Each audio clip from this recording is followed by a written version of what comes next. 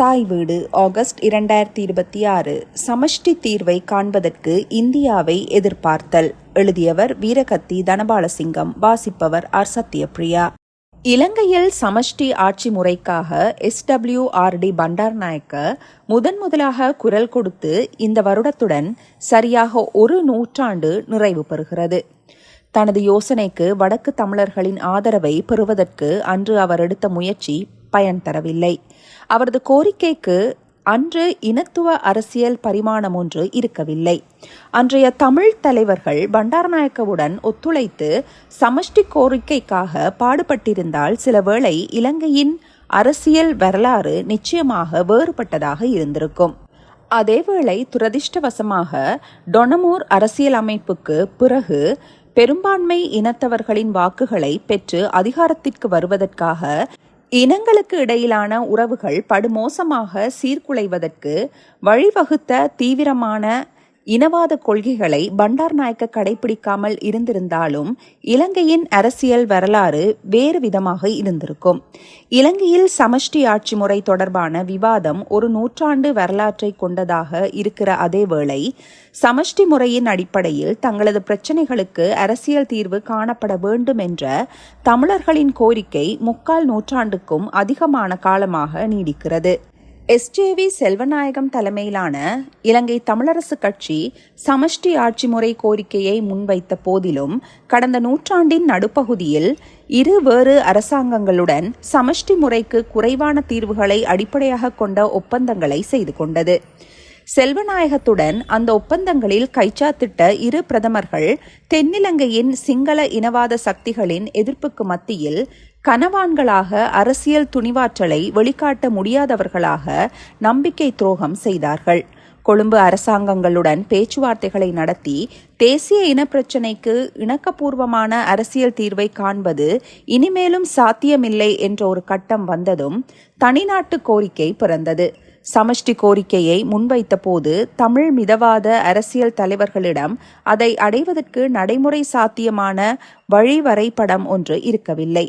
அதேபோன்றே தனிநாட்டு கோரிக்கையை வென்றெடுப்பதற்கான எந்த ஒரு திட்டமும் அவர்களிடம் இருக்கவில்லை. இறுதியில் தனிநாட்டை அடைவதற்காக தமிழ் இளைஞர்களினால் முன்னெடுக்கப்பட்ட ஆயுத போராட்டம் உள்நாட்டு போராக மாறியதும் அதன் விளைவாக பெருமளவு உயிரிழப்புகளும் அழிவுகளும் அண்மை கால வரலாறு. வட்டுக்கோட்டை தீர்மானத்திற்கு பிறகு 3 தசாப்தங்களுக்கும் அதிகமான காலமாக தமிழர் அரசியலில் மறக்கப்பட்டதாக இருந்த சமஷ்டி தீர்வு கோரிக்கை போரின் முடிவுக்கு பின்னரான காலப்பகுதியில் மீண்டும் மேலெழுந்திருக்கிறது. தேசிய இனப்பிரச்சினைக்கு சமஷ்டி முறையின் அடிப்படையில் நிலைபெயரான அரசியல் தீர்வை காண வேண்டும் என்பதே இன்று சகல இலங்கை தமிழ் தேசியவாத அரசியல் கட்சிகளினதும் பிரதான கோரிக்கையாக இருக்கிறது. கோரிக்கை ஒன்றாக இருக்கிற போதிலும் இந்த கட்சிகளினால் தமிழ் மக்கள் சார்பில் ஒருமித்த நிலைப்பாட்டை முன்வைப்பதற்கு இணக்கப்பாட்டுக்கு வர முடியவில்லை.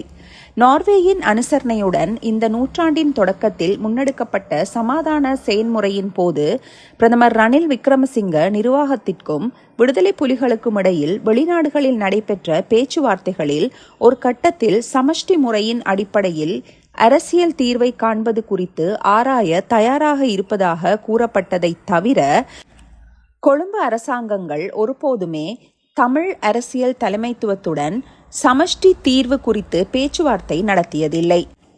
பிரதமர் சிறிமாவோ பண்டாரநாயக்க தலைமையிலான ஐக்கிய முன்னணி அரசாங்கம் முதலாவது குடியரசு அரசியலமைப்பை வரைவதற்காக அமைத்த அரசியல் நிர்ணய சபையிடம் தமிழரசு கட்சி சமர்ப்பித்த சமஷ்டி முறை யோசனை அடியோடு நிராகரிக்கப்பட்டது. 1972 மே 22 முதல் நடைமுறைக்கு வந்த அந்த அரசியலமைப்பு தான் இலங்கையை ஓர் ஒற்றையாட்சி அரசு என்று பிரகடனம் செய்தது.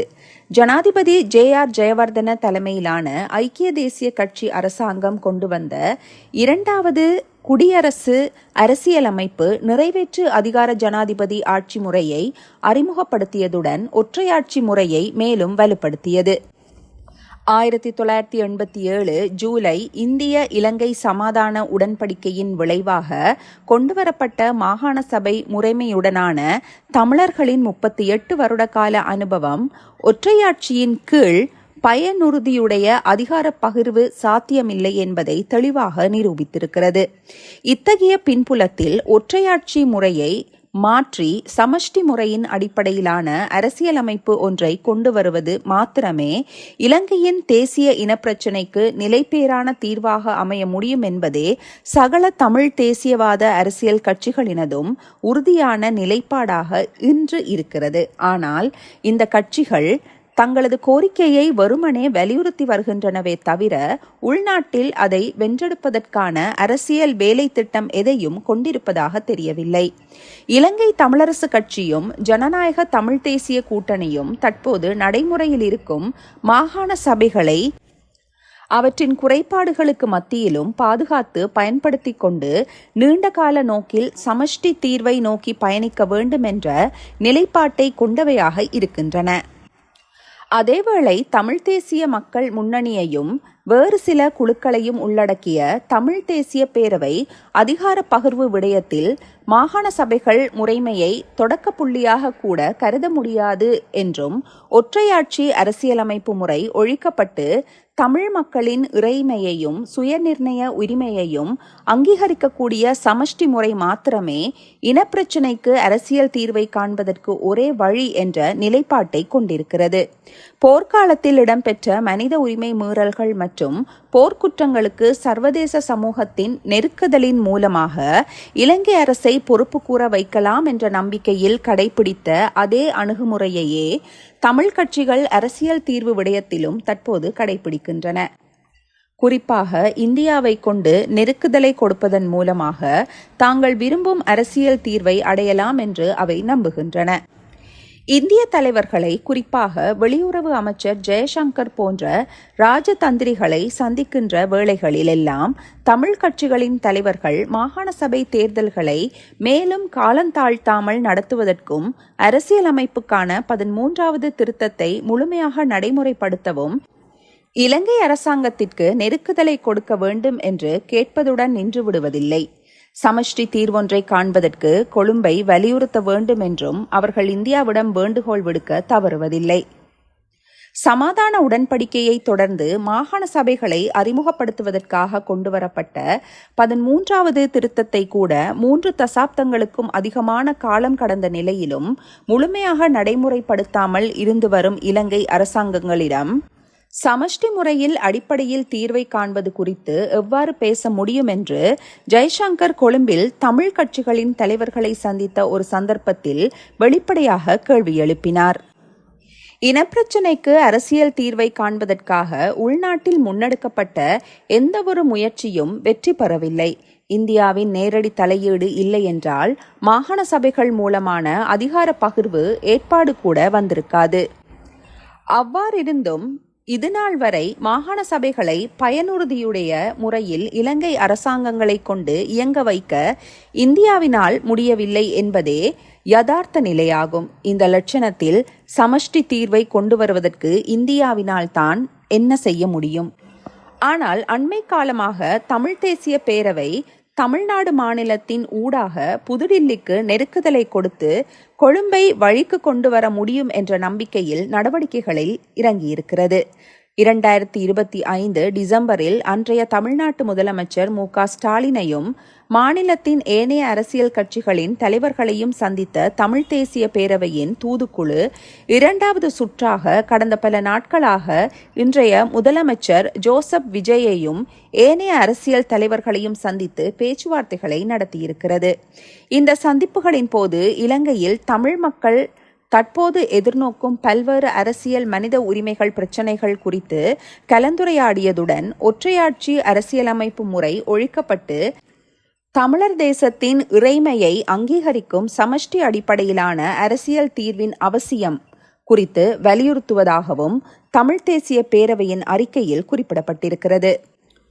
தமிழ்நாடு எதிர்க்கட்சித் தலைவர் உதயநிதி ஸ்டாலினை சந்தித்த அவர்கள் மாநிலத்தில் உள்ள அரசியல் கட்சிகளை உள்ளடக்கிய பிரதிநிதித்துவ குழு ஒன்றை அமைத்து இலங்கை இனப்பிரச்சினை தொடர்பில் ஒருமித்த நிலைப்பாட்டை எடுக்க வேண்டும் என்றும் சர்வ கட்சி மாநாடொன்றை கூட்ட வேண்டும் என்றும் வேண்டுகோளை முன்வைத்தார்கள். இலங்கையில் தமிழ் கட்சிகள் தமிழ் மக்கள் சார்பில் ஒருமித்த நிலைப்பாட்டை முன்வைக்க இணக்கத்திற்கு வர முடியாமல் இருக்கின்ற நிலையில் தமிழ்நாட்டு கட்சிகளிடம் இவ்வாறு கேட்பதில் உள்ள பொருந்தா தன்மையை தமிழ் தேசிய பேரவை முதலில் சிந்தித்து பார்க்க வேண்டும். இது இவ்வாறு இருக்க, தமிழ்நாட்டில் இலங்கை தமிழர் பிரச்சினை தொடர்பிலான உணர்வு நிலை பல்வேறு காரணிகளின் விளைவாக தணிந்து போயிருக்கின்ற இன்றைய காலகட்டத்தில் மீண்டும் அவர்களை தட்டி எழுப்புவதற்கு தமிழ் தேசிய பேரவை முன்னெடுக்கின்ற முயற்சிகள் எந்தளவுக்கு பயன் தரும் என்பதும் பிரதமர் நரேந்திர மோடியின் அரசாங்கத்திற்கு நெருக்குதலை கொடுக்கக்கூடியதாக முதலமைச்சர் ஜோசப் விஜய் உட்பட மாநில அரசியல் சக்திகள் இயக்கம் ஒன்றை முன்னெடுக்க அக்கறை காட்டுமா என்பதும் முக்கியமான கேள்விகள். தங்களது கோரிக்கைகள் தொடர்பில் உள்நாட்டில் ஜனநாயக ரீதியான மக்கள் இயக்கம் ஒன்றை முன்னெடுக்காமலும் முதலில் அரசாங்கத்தை அணுகாமலும் தமிழ்நாட்டில் ஆதரவை திரட்டுவதில் உள்ள பொருத்தப்பாடு குறித்து தமிழ் தேசிய பேரவை முதலில் தெளிவுபடுத்த வேண்டும். வடக்கு கிழக்கில் எவ்விதமான அரசியல் இயக்கத்தையும் முன்னெடுக்காமல் தமிழ்நாட்டு அரசியல் சக்திகளின் ஒருமைப்பாட்டை நாடுவதனால் மாத்திரம் எதை சாதிக்க முடியும்? இலங்கை தமிழ் கட்சிகள் இந்தியாவின் உதவியையும் ஆதரவையும் கோருவது என்பது வரலாற்று ரீதியாக ஆழமாக வேரூன்றிய ஒரு தந்திரோபாயமாகும். ஆனால் இன்றைய சூழ்நிலையில் அது சிக்கலான புவிசார் அரசியல் மற்றும் உள்நாட்டு வரம்புகளை கொண்ட ஓர் அணுகுமுறையாகும். இனப்பிரச்சினையில் முறையான ஒரு உடன்படிக்கை அடிப்படையிலான அதிகாரப்பூர்வ தகுதியை கொண்டிருக்கும் ஒரே ஒரு வெளிநாடு இந்தியா மாத்திரம் என்பதே தற்போது தமிழ் கட்சிகள் புதுடில்லியை நோக்கி பார்ப்பதற்கான முதன்மையான காரணியாகும். 1987 ஜூலை சமாதான உடன்படிக்கை காரணமாக கொழும்புக்கு நெருக்குதலை கொடுப்பதற்கு அல்லது நல்லெண்ணத்தை பயன்படுத்துவதற்கு இந்தியாவுக்கு கடப்பாடு இருப்பதாக தமிழ் கட்சிகள் நம்புகின்றன. ஆனால் மாகாண சபை தேர்தல்களை நடத்துவதுடன் 13வது திருத்தத்தையும் முழுமையாக நடைமுறைப்படுத்துமாறு அவ்வப்போது இலங்கை அரசாங்கங்களிடம் வேண்டுகோள் விடுப்பதை தவிர வேறு எந்தவிதமான அந்த கடப்பாட்டை புதுடில்லி நோக்குவதாக தெரியவில்லை. அது விடயத்தில் நெருக்குதலை பிரயோகிப்பதற்கு மோடி நிர்வாகம் முன்வரும் என்று எதிர்பார்க்க முடியாது. சமாதான உடன்படிக்கைக்கு கொழும்பை பொறுப்பு கூற வைப்பதற்கு இந்தியாவின் பாத்திரத்தை முன்னிறுத்துவது தமிழ் கட்சிகளை பொறுத்தவரை இயல்பான ஒரு தந்திரோபாயமாக இருந்தாலும் கூட முழுமையான சமஷ்டி கட்டமைப்பை இந்தியா பெற்றுத்தர வேண்டும் என்ற கோரிக்கையின் நடைமுறை சாத்தியத்தன்மை பற்றி சிந்திக்க வேண்டும். தமிழ் தேசியத்தின் சுய நிர்ணய உரிமையை அங்கீகரிக்கும் ஒரு சமஷ்டி கட்டமைப்பை தமிழ் கட்சிகள் கோருகின்ற போதிலும் இந்தியாவின் வெளியுறவு கொள்கை கட்டமைப்பு இந்த கோரிக்கையுடன் ஒத்துப்போக முடியாத தெளிவான வரம்புகளை கொண்டிருக்கிறது.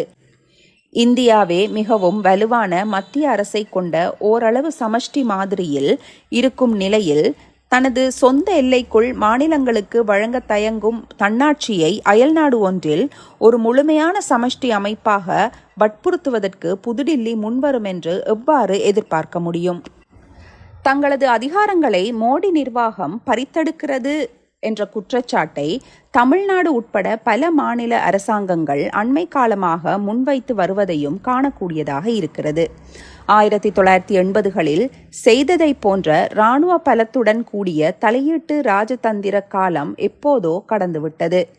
இன்று இலங்கையை பொறுத்தவரை புதுடில்லியின் முதன்மை நோக்கம் இந்தியாவின் கடல்சார் மற்றும் மூலோபாய நலன்களை மதிக்கும் நிலையானதும் நட்புறவானதுமான அரசாங்கத்தை பேணி பாதுகாப்பதாகும்.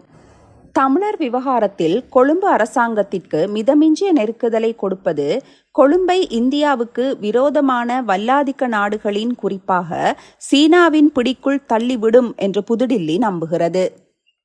தென்னிலங்கை அரசியல் சூழலில் சமஷ்டி என்ற சொல் நாட்டு பிரிவினைக்கான முதற்படியாகவே பார்க்கப்படுகிறது.